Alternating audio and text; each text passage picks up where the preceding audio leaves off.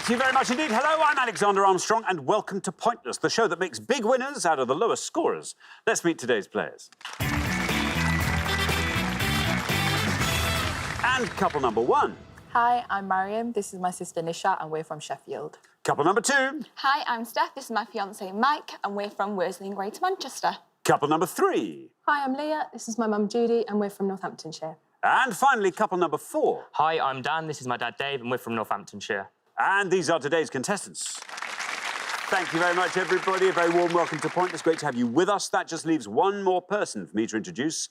Brighter than an accident at a firework factory. It's my Pointless friend, it's Richard. Hiya. Hey, everybody. Hello there. Hello there. Hello, everybody. How lovely to have you all here. Judy and Leah back for their last show. I know. Final show, but they've gone round two head-to-head, which is quite impressive. So fingers crossed they go one step further. Got knocked out in that last head-to-head by Robin Kush. Yes. Who had a football jackpot round. And Rob is a big football fan, is he not? It fell very nicely. He got 2 points, 1 point. 1 point. 1 point. Oh. I know, isn't it a shame? I hear you. I know you feel for them. I know that.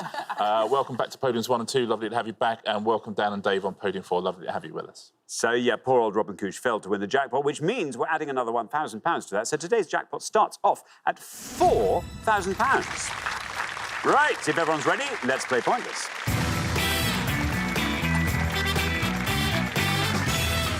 Remember, it's always the pair with the highest score at the end of each round that gets eliminated, so just keep your scores low and everything's great. Best of luck to all four pairs. Our first category this afternoon is musicians, in other words.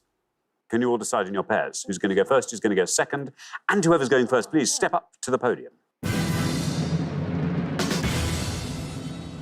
OK, and the question concerns definitions of single-name pop singers.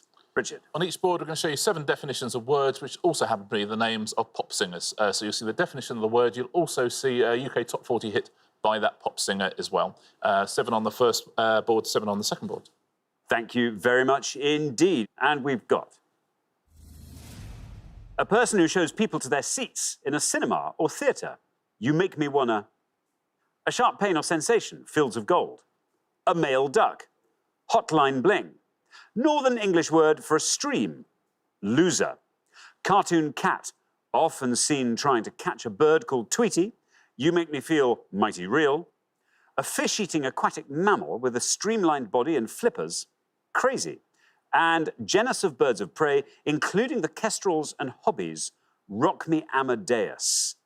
All these single-name pop stars, there we are, identified by definition. Can you name them? Nishat, welcome back. Good to have you with us once again. Tell us more about yourself. I'm a student, you know that. I like that. I mean, I like cricket, tennis, like a bit of sport. I like watching that. Very good. Do you go to see live cricket? I've been once. Do you follow county cricket, or are you more into just... More IPL. I watch a lot of that, PSL, so Indian and Pakistan cricket. Now, what are you going to go for on our board? I mean, I know a few. I'll go for a male duck, Hotline Bling, and say Drake. Drake, says Nishat, for male duck. Let's see how many of our 100 got Drake. Drake is right. Goes down to 59. Not bad, 59. He's had 40 top 10 singles in the US, Drake, which is a record. He's had over 20 billion streams on Spotify as well. One Dance spent 15 weeks at UK #1. There we go. Thank you very much indeed. Now, Steph, welcome back. Hello. Lovely to have you back with us. Remind us all about yourself. Tell us everything you can. I'm Steph and I'm an esthetician, and also I'm a mum to an 11-month-old son. That's very exciting. What's he called? Rowan. Rowan, hello. By the time this goes out, he'll be fluent. Oh, he will be. In several yeah. languages, quite Of possibly. course. Tell me what you are again. What's the... An esthetician, so I help people with any skin concerns. That's right. We discovered this last time. I see. An esthetician, is that A-E? A-E-S. Yes. Esthetician, or esthetician, however you like to pronounce your diphthongs. Now, Steph, what are you going to go for? I'm going to go with the top one and say Usher. Usher, says Steph. Let's see how many of our 100 people went for Usher. Oh, Look at that fall of the House of Usher. Down it goes to 51. Very well done indeed. 51. Yeah, it's his real name as well. It's Usher Terry Raymond IV. Comes from Chattanooga. Great. Nothing about that isn't fun. I know, places like Chattanooga and Timbuktu have just these wonderful names, very redolent. But I bet if you go there, it's just... It's probably just like any other place. Yeah, you think, oh... A bit like Edgware Road. Yeah, I bet Yeah, it is. probably. Yeah. Thank you very much indeed. Richard, Leah, welcome back for your final shot. Yes. Your final attempt at the Pointless Summit. Now, tell us more about yourself, Leah. So on my 20th birthday, I went to see Beyonce in concert and she said happy birthday to me. How did you get the message to her? So I made a sign. Often at concerts of hers, people make signs Yeah. for her to see. So I made a sign saying Queen Bee, it's my B-day. And I Should have held it bought up. it's my B-day. I know, I was just Yeah, thinking so- about that. That's my B-day. Also, yeah, the sign was quite small, but also that's an album of hers, so it worked. And yeah, whenever she came over to my side of the stage, I held it up. And she eventually said happy birthday to me. I mean, that must have been electrifying. Yeah, it was amazing, yeah. Where did you say that was? Where was that? It was at Wembley Stadium. Wembley. Leah, what are you going to go for on our board? Well, I feel like I know all the songs, and once I hear the names, it'll be really obvious, but I'm really struggling. I'm going to make an educated guess at the second from bottom, Yeah. but it doesn't sound right, but I'm just going to have to go for it. I'm going to say Platypus for the second from bottom, but Platypus. I've never heard of them, but I don't know any of the others. Platypus. OK, well, let's find out. Is Platypus right for crazy? No, but I love your commitment and conviction there. I'm afraid not so much for the score. It's incorrect. Scores you 100. I once went to see Platypus live at the GMEX. And it was my birthday, and genuinely, Platypus wished me happy birthday. Can you imagine? I died. Dear, I hope you had Tomorrow It'll Be the Day After My Birthday, because that's one of their songs. Do you remember? Exactly, Platypus. exactly. Oh, brilliant. I love Platypus. Yeah. But, unfortunately, didn't have a hit with Crazy. OK, thank you very much indeed. OK, now, Dan. Yes. Welcome. Welcome to Pointless. Thank you. Tell us all about yourself, Dan. I'm a student at the University of Sheffield and I'm studying history at the moment. What year are you in? I'm in my final year, so 4th year. Fourth year? Yeah, I'm the oldie out of the young lot. It's quite a shock to them. If you do 4 years in history, year 4 should essentially be what you did in year 1. Yeah, exactly. Yeah, exactly. Yeah, recent history. Recent history. There we go. OK, now, Dan, this Yes. board is all yours. Will you fill it in for us? So I believe the short pain or sensation is sting. I'm not going to lie, I do not know the bottom 3, but the one I'm going to go for is the Northern English word for a stream, loser, and that is beck. Beck. Beck, says Dan. Let's see how many of our 100 people said Beck. Beck is right.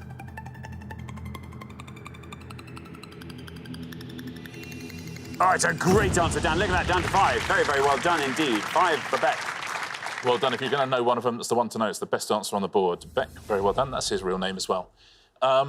You're quite right about sting, sharp pain or sensation.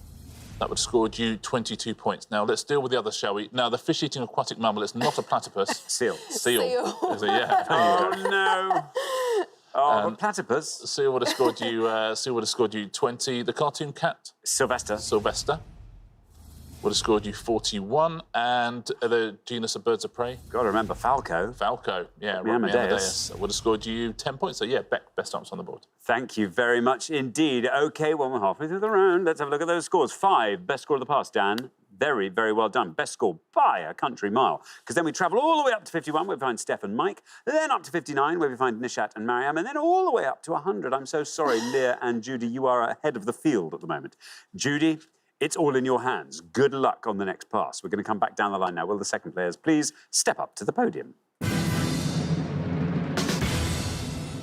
OK, let's put 7 more definitions of single-name pop stars up on the board, and here they come. First word of the title of Herman Melville's 1851 novel about whaling, porcelain. The son of a monarch, Little Red Corvette. Spanish word for wolf, me and you and a dog named Boo. Lady in the title of a Beatles 1968 hit single, La Isla Bonita.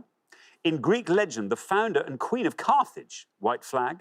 Nickname of Norville Rogers in the Scooby-Doo cartoons, Boombastic. And French word for deer, believe. There we go. Dave, welcome. Tell us all about yourself. I'm Dave. I'm from Northamptonshire. I'm obviously Dan's dad, and I'm a mental health nurse and have been for the last 30 years. Dave, what thrills you? What do you get up to in your spare time? Big fan of computer games, Xander. A big fan of fantasy computer games. Ones you don't yet have, you mean? Yeah, fantasy ones, yeah. Ones in my imagination. Yeah. So at times I can be an orc warrior throwing an axe around. It's great. OK, maybe keep the axe to yourself for now. Yeah, OK. But, Dave, there you are. You're on 5, which means 94 or less gets you into round 2. What are you going to go for? OK, the last board was a lot better for me. However, I'm going to go for the nickname of Norval Rogers in the Scooby-Doo cartoons, and I'm going to say Shaggy. Shaggy, says Dave. Let's see if Shaggy's right. Let's see how many of our 100 people said it. There's your red line, lovely and high. Shaggy's right and you're through. That goes down to 37, takes your total up to 42. Yeah, and Shaggy's real first name is Orville. So Shaggy in Scooby-Doo is Norville, and Shaggy, as in the singer, is Orville. Thank you very much indeed. Judy, now then, welcome back. Great to have you with us. Can we get you through this round? That's the big question. Tell us all about yourself again. I'm mostly retired from teaching, and now I'm not doing that so much. I'm doing more of the things other things I like doing, like riding and gardening and planning holidays in term time at the moment, which would be rather That's nice. exciting. Where's your next holiday planned? I've got a few planned, but the most exciting one, I'm hoping to go riding in Albania for a week that'd in be nice. September. That'd be nice. Do you go in a sort of whole group of you and Yeah, but I'll go with a friend, trek? but then you're in a group, Yeah, so you're very kind of nice. riding from, it's like a trail ride, you go from place to place. Lovely. OK, now, Judy, you are our high scorers at the moment, so we need a low score from you. What are you Yes. going to go for? Well, there's only one I think I don't know, and the others, I'm trying to work way up, which would be the lowest. I'm going to go for the Greek legend and say Dido. OK, Dido for white flag. Let's see how many of our 100 said Dido. It's absolutely right. No red line for you, I should have said earlier, obviously, because you are the high scorers. Down we go with Dido to 28, takes your total up to 128. Well, that leaves a couple of scenarios open for you to get through to the next round. Yeah, giving yourself a chance there. Well played. She's an Armstrong, isn't she? She is, yeah. She's got a very sort of long, convoluted name. Yeah. Dido is easier. Yeah, I think so. That's like when you have Brazilian footballers in the Premier League. When you look at their real names, they're incredibly long, and they're all called like kind of Kiki Robinho. or Dodo. Yeah. Yeah. There we are. Thank you very much indeed. Now then, Mike. Hello. Welcome back. Thank you. Remind us all about yourself, Mike. So I work in corporate hospitality. So I get to work at the Grand National and the Cheltenham Festival. So my job is to sort of fill the corporate hospitality boxes in restaurants, which is good fun. See, that's fine, because nobody turns up to have anything less than a great time, do Exactly. they? On a racing day, and even though they're corporate, they're still full of people. Drinking champagne, having a good Yeah. time. Yeah. But it's a fun environment to work in, surely. Exactly, yeah. I mean, do you follow racing? Are you interested Yeah, in follow that? racing, yeah, sport in general, yeah. That's good. So yeah, follow racing and yeah, football and golf and things like that, yeah. Lovely. 51 is your score at the moment, which means 76 or less sees you into round 2. Yes. Okay, I think I'll probably go for the top one, first word of title of Herman Melville's novel about whaling, and I'll go for Moby. Moby, says Mike. OK, let's see if that's right. Let's see how many of our 100 people said Moby. There is your red line. It is absolutely right. That takes you down to 15, takes your total up to 66. Well played. Birth name Richard Melville Hall. He was the great, great, great nephew of Herman Melville, who wrote Moby Dick. Thank you very much indeed. Now, Mariam. Hello. Welcome back. Great to have you with us again. Tell us more about yourself. So I've just recently graduated and I tutor now, mainly English literature and English language students. And in my spare time, I like to make makeup TikToks. How do you do that? So I just make little tips and tutorials and you just add them to music. You make little short videos. So it's kind of like Instagram, but like a video format. It's just how you sort of follow. Yeah, just follow makeup tutorials and tips. Absolutely fantastic. Yeah. Good for you. OK, 59 is your score. 68 or less gets you into the next round. How do you like what's left on the board? Can you talk us through it? I think it's I think that's Prince, but I think that's quite obvious. This is going to be really embarrassing for the Spanish, but I think it's Lupe, because the French is Lupin, but I'm not sure. Don't know the Beatles one. And I think the last one's Cher, but I'm not sure. I think I'll go for Lupe. I'll just... OK, yeah, I'll go Lupe. Lupe, yeah. For a Spanish word for wolf, Lupe. Yeah. OK, well, Mariam, I love that you've worked this out linguistically. Let's see if it bears fruit. There is your red line. Lupe, is that right?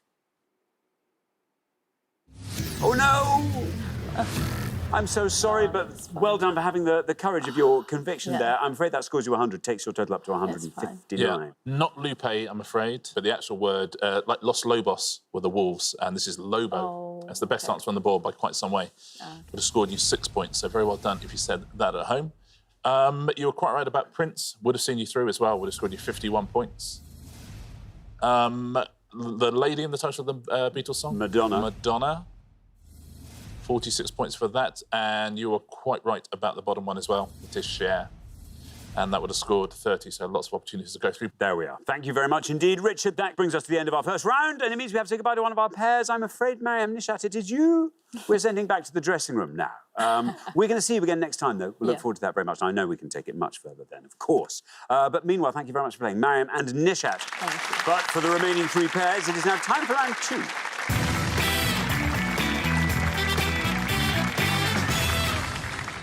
There we are, down to 3 pairs. Very well done. We made it through that single-named pop star round. Dan, you were our lowest individual scorer.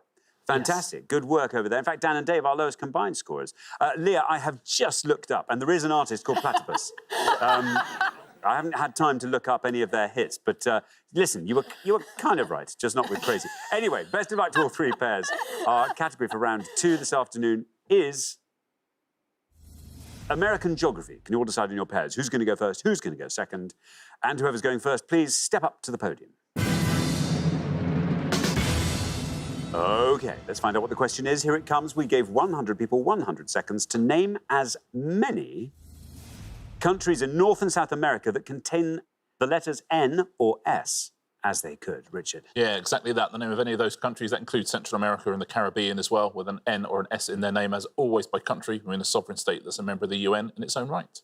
Thank you very much indeed. So then, Steph, what is it going to be? South Carolina. South Carolina, says Steph. OK, let's see what happens when we say South Carolina.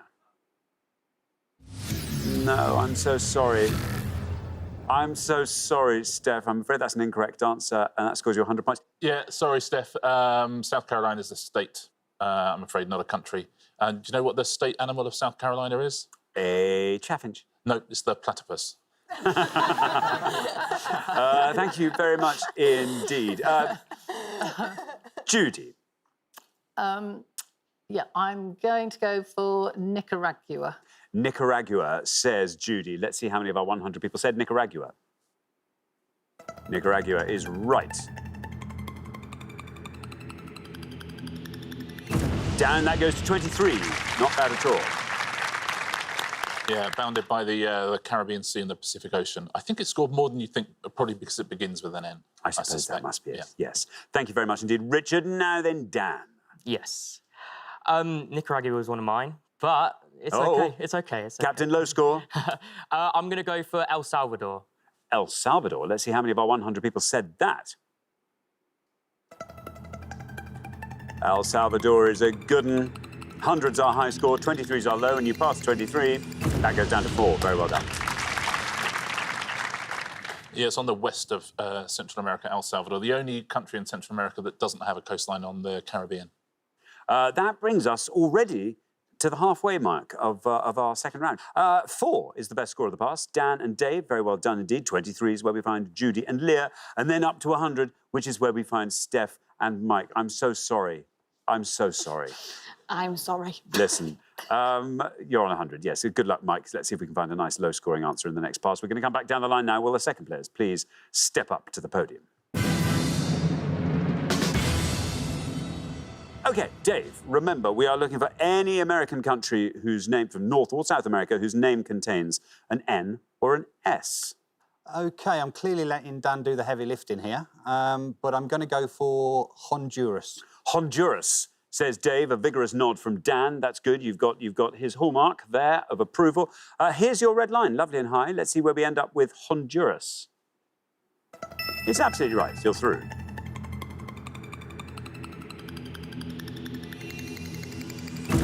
6. Very strong indeed. Taking your total up to 10. Very well done. Focusing once again on Central America as well, Honduras, and that's bounded by the Pacific and the Caribbean.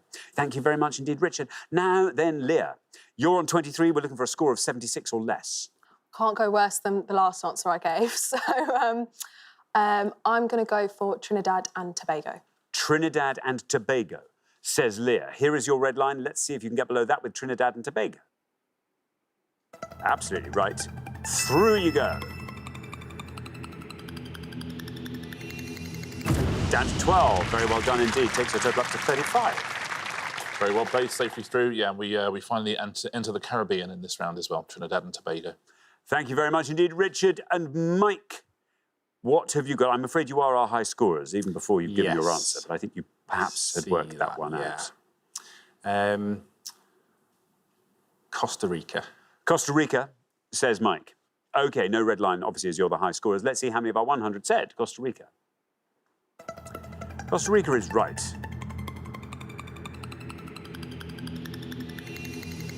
Down that goes to 11, taking your total up to 111.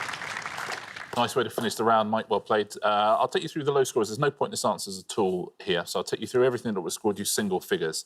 Dominican Republic would have scored you 9. St. Lucia, that would have scored you 8. You'd have got 7 points for the Bahamas. Suriname, 6. Dominica would have scored you 5. 3 points for Grenada, Guyana, and St. Kitts and Nevis. And the best possible answer, 2 points, one of our old favourites. We always say if we had a band, we'd call it this. Oh, St. Vincent and the Grenadines. St. Vincent and the Grenadines. Yeah. 2 points. Best answer up there. Well done if you said that. Thank you very much indeed. Well, that brings us to the end of the second round, and we have to say goodbye to another pair. Oh, Mike and Steph, I'm so sorry. That was just a misstep, I think. A misstep. Just a little aberration. You'll be back next time, and we can make this a distant memory. But thank you very much for playing meanwhile, Mike and Steph. For the remaining 2 pairs, though, it's time for the head-to-head.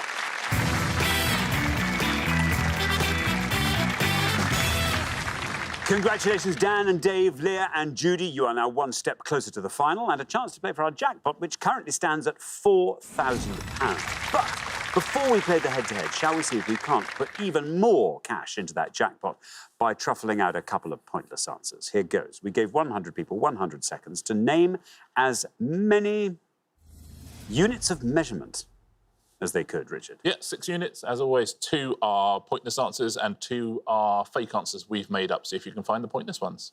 Thank you very much indeed. So let's reveal the potential units of measurement, and here they are. Pompey, Jill, parsec, candela, erg, oti. If you know anything, do speak out loud, because it's great to Parsec is share. from Star Wars, so I think that might be made up. Well, no, I think it might be an actual unit of measurement, though. Really? Yeah. I think it is. Candela is, and Gil is. I don't know. She's a professional on Strictly. I'm not sure if she's also a unit of measurement, but I don't know if that's a red herring. What's her last name? Oti Mabuse. So I'd be tempted by that one. Yeah. You know? I would be tempted by that one. There's no kind of connection to measurements, No. so I'm kind of guessing that one Okay. as a pointless. Pompey. Did you say Gillies and what was the I other think one? it is. It's an old unit of liquid. Alcohol. Volume. Yeah. Volume, liquid. Yeah, any liquid. Okay. OK, Dan and Dave, what are you going to go for? Should we go for it? Yeah. Let's go I for think it. we're going to go for OT, please. OT. Yes. Oh, I tell you what, if this is a pointless answer, I'm going to sign you up as a private investigator, just in case I ever need anything to be solved. Let's find out how many of our 100 people said OT. Is it a pointless measurement? Nah, forget it. Yeah, I like the way you were thinking like that. I'm sorry it didn't reward you. Leah and Judy, what are you going to go for? Well, apparently Candela is a unit of measurement. We think it is. The royal we think it is. So we're going to go for Candela. Candela. Let's find out if candela is a pointless unit of measurement. Certainly I right. don't think it will be. If this goes all the way down, wouldn't that be great? Oh, and it does. Very well done indeed. Fantastic work. That's a pointless answer. Very well done. It's used to measure the length of platypuses, candela. That's, OT was unlucky. Well done. I'd like to know what they measured in OTs. I'll say that. It's interesting you said, look, it's from Strictly, but there's nothing to do with measurement there, so how can it be a red herring? But it's because you won Strictly with someone who is a measurement, which is Kelvin. OT and Very clever. So clever. I like that you knew to think that, though. You are quite right that Jill is an answer, some measure of liquids. And 2 points for that. Parsec is also a unit of measurement. Would have scored you 1. What do you think about Pompey and erg? I think erg is more likely than Pompey, I think. Yeah, let's go for erg. Okay. Do you think? Yeah. Is erg the other pointless answer? Is it erg and candela? Absolutely. Yay, Well done. there we go. And Pompey is a character from Measure for Measure by Wonderful. Shakespeare. There we go. There you go. Lovely. Thank you very much indeed. Very well done. You managed to find 1 pointless answer, which means we are adding £250 to the jackpot, taking it up to the lofty heights of £4,250. But who'll be paying for it? Let's find out in the head-to-head.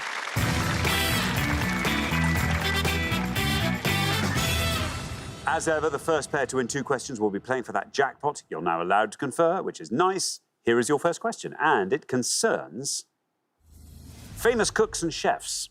Richard. Yep, 5 pictures of famous cooks and chefs now, and their initials, but who are they, please? Who are these cooks and chefs? We've got them here. 5 of them. A. D.S.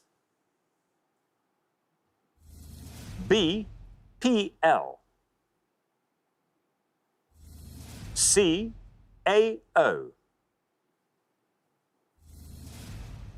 D. F.Q. and E. M.J.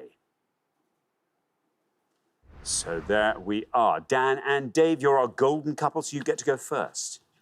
Madder Jaffrey or Bruley? Which one will be best? Go for E.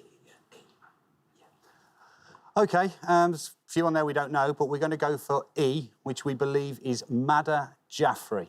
Madder Jaffrey, say Dan and Dave for E. Now, Leah and Judy, do you want to talk us through the rest of that board? Well, A is Delia Smith, and B is Prue Leith. C, I recognise her from Saturday Kitchen, but Yeah, she does the know. Great British Menu. yeah. And I think D is a winner from the Bake Off. So we're going to go for D, who I believe is Frances Quinn. Frances Quinn. So we've got Madder Jaffrey and Frances Quinn. Dan and Dave went for Madder Jaffrey for E. Let's see if that is right. Madder Jaffrey. Madder Jaffrey is right. That goes down to 12. It's a lovely score. Leah and Judy, meanwhile, have gone for Frances Quinn for D. Very well remembered. Frances Quinn. Let's see if that's right. Let's see if it can get you below 12, if it is. It is Frances Quinn. It is, and it wins you the points. Oh, my goodness, it's a pointless answer. That's amazing. We don't get many of those in the head-to-head. That, being a pointless answer, adds £250 to our jackpot and takes the total up to £4,500. Wow. Very well done. Scores you nothing, means you win the point, and after 1 question, you're up 1-0.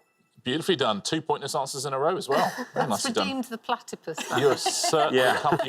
let's say you've come a long way since round 1. Let's just put it that way.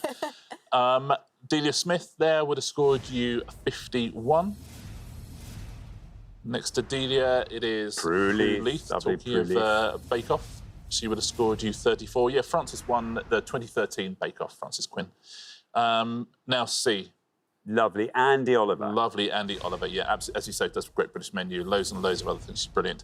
And she would have scored you 5 points. Thank you very much indeed, Richard. Now, Leah and Judy, you get to answer this first, so it's slightly tilted in your favour this time. And Dan and Dave, you have to win this one to stay in the game, so good luck. Our second question is all about tubes in the human body. Richard. Yeah, 5 descriptions now of tubes in the human body, also with the initial letter of those tubes as well. But please name these tubes. Name these ducts. And here we go.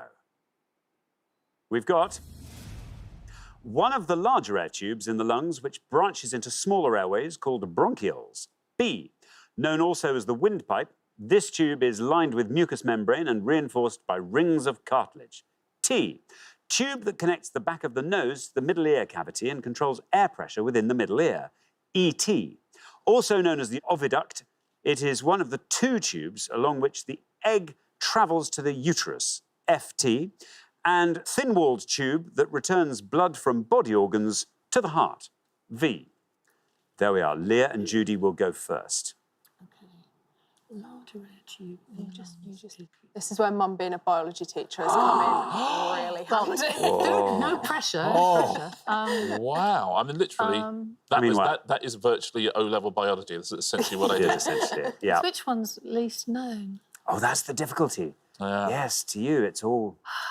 So Yeah, I fingertips. know none of them. So. I think it might be the top one. What are we going to go for? On the basis Leah's never heard of it, we're going to go for the third one, eustachian tube. Eustachian tube for the third one. Say Leah and Judy. Right. Dan and Dave, talk us through the tubes. Over to me. Yeah, I have no idea. so- Okay. First one, I believe, is the bronchus. The second one, I believe, is the trachea. The fourth one, the fallopian tubes, and the last one is a vein. But we'll give a whirl to bronchus. Yeah, we're bronchus. You're going to go bronchus? Yeah. OK, of course, you're a nurse, Dave, yes. A mental health nurse. Mental health Sander. nurse, but still. Oh, this is going to be exciting. Oh, it's the old eustachian tube versus bronchus derby. Let's find out. Leah and Judy have gone for eustachian tube. In fact, more particularly, it's kind of biology versus nursing. There we are.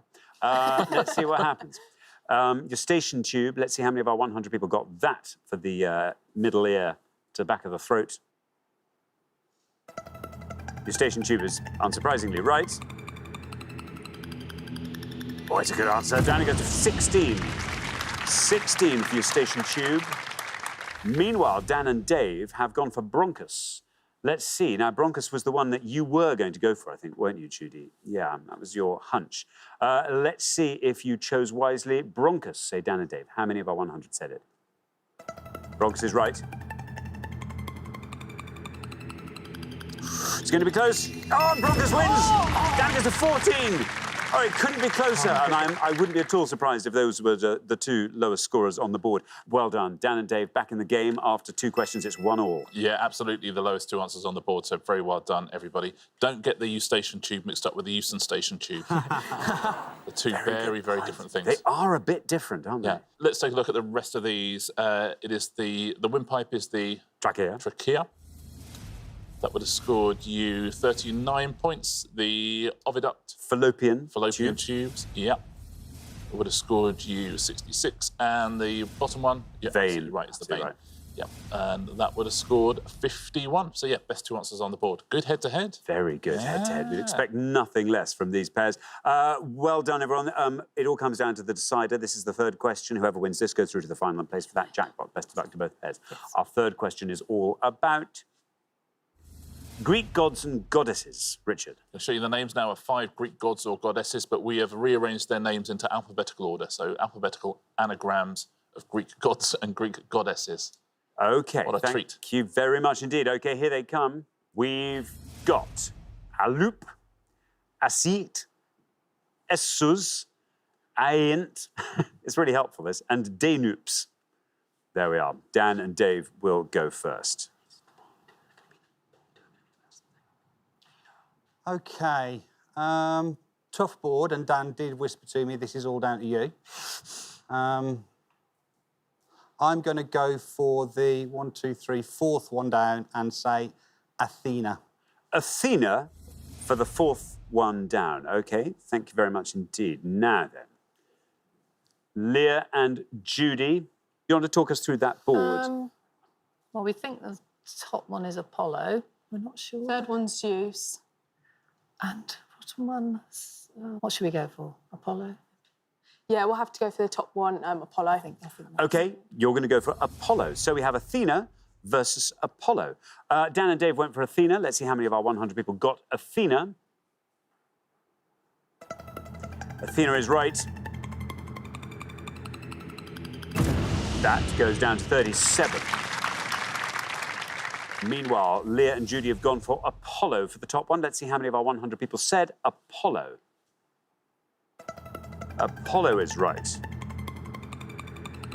That goes down to 51, and there is our result. Very well done indeed. Dan and Dave, after 3 questions, you are through to the final 2-1. Very well you. played. Yeah, let's fit in the rest of this board, shall we? Zeus would not have won you the point. Zeus would have scored too many. It would have got 74, but these other two would have got you the points. Do you know the bottom one? No, I don't. It's the gods of where platypuses live. Poseidon. Poseidon, yeah, Poseidon. Would have scored you 18 points. And do you know this last one?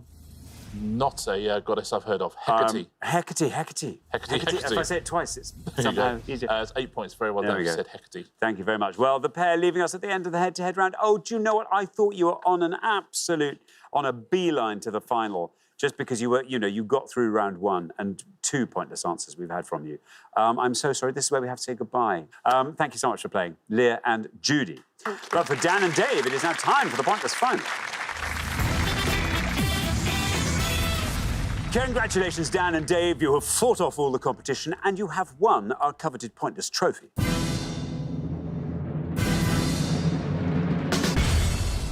You now have a chance to win our pointless jackpot, and it's quite a decent jackpot at the end of today's show. It's gone up to £4,500. I'm thrilled you're in the final. Completely deserved. We've had really good answers from both of you and a beautiful teamwork from the father and son team. Yeah. What do you want to see come up in this next round? We're big football fans, so anything football related, film. How about the songs by The Clash? Songs by Radiohead. That's a bit too specific. Yeah. No, it's good. Let's hope some of your bases come up on this list. 4 things for you to choose from. We've got political I have nevers, Charlie Chaplin, the titles of spy novels, and classic Doctor Who. Which of those do you think? Not classic Doctor Who. If it was modern Doctor Who, would be fine, yeah. Titles of spy novels, no. Charlie Chaplin, no. No. I think political I think we're going to go home with a really nice pointless trophy. Yeah. We're going to go for political I have nevers, please. Political I have nevers. OK, best of luck, gents. It's been a terrific show. It'd be lovely to end it with a jackpot. We're looking for any of the following, please. We are looking for any UK Prime Minister who has never been Foreign Secretary. We are looking for any 20th century Chancellor of the Exchequer who never became Prime Minister. Or we are looking for any US presidents who are never a member of Congress, please.